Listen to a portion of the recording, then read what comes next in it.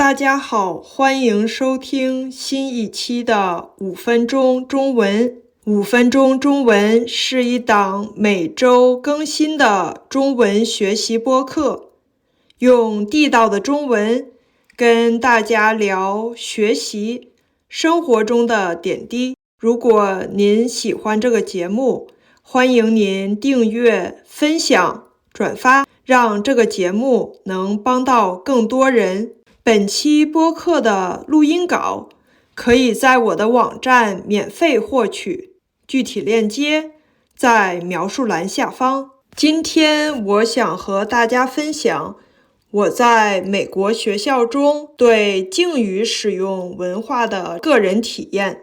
在之前的第172期节目中，我和大家讨论过中国人如何使用敬语。这里所说的敬语不仅仅是一些固定的词汇或者短语，而是更广义的尊敬的语言以及其背后的文化。虽然中国不像日本、韩国那样有严格的敬语体系，但是在对长辈、上司、老师等的称呼上依然是有一些讲究的。比如在学校里，学生称呼老师要加老师，比如说王老师、李老师。在公司要用职务称呼领导，这样比较尊敬。而见到长辈的时候呢，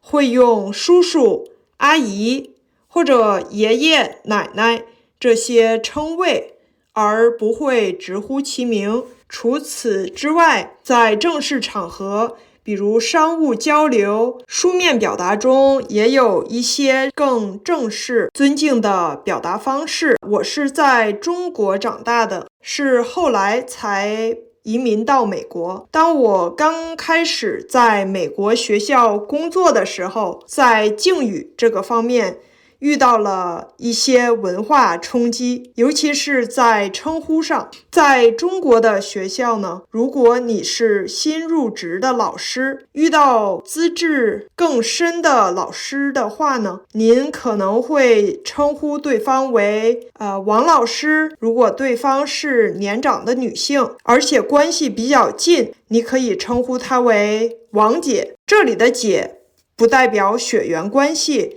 而是一种尊称。如果是学校的校长或者主任，一般会称呼职务，比如王校长或者李主任。而在美国，情况是完全不同的。在美国的学校里，无论是老师、校长，还是学校的其他工作人员，大家都是直接称呼对方的名字。比如，如果校长的名字是 John Green， 那不管是在正式的教职工会议上，还是日常交流中，大家都会直接叫他的名字 John， 而不会称呼他 Principal Green 或者 Mr. Green。 同事之间更是这样，比如果一个老师叫 Rebecca， 那大家就会直接叫她的名字 Rebecca， 而不会因为年龄或者资历的不同而使用不同的尊称。唯一的例外就是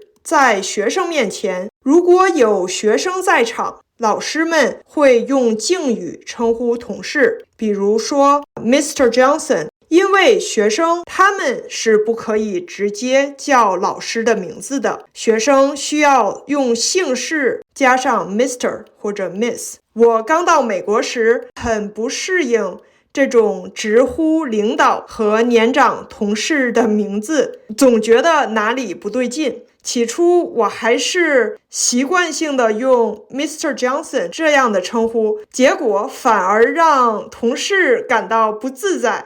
后来我慢慢观察大家的交流方式，才慢慢适应。当然，从另一个角度看，美国的这种称呼方式是有它的好处的。这种称呼方式让职场的氛围更加平等，不需要时刻考虑对方的年龄、职位，而是可以更轻松自然的交流。我现在很习惯，也很喜欢这样的工作环境。不知道大家在学习中文或者适应不同文化的时候，有没有遇到类似的挑战呢？有没有经历过让自己特别不习惯，需要时间去适应的文化差异呢？欢迎您在评论区留言或者发邮件分享你的故事。如果您喜欢5分钟中文，并且想支持我，欢迎点击下方的支持链接。不管怎样，能跟大家分享生活中的一些点滴思考，真的让我非常开心，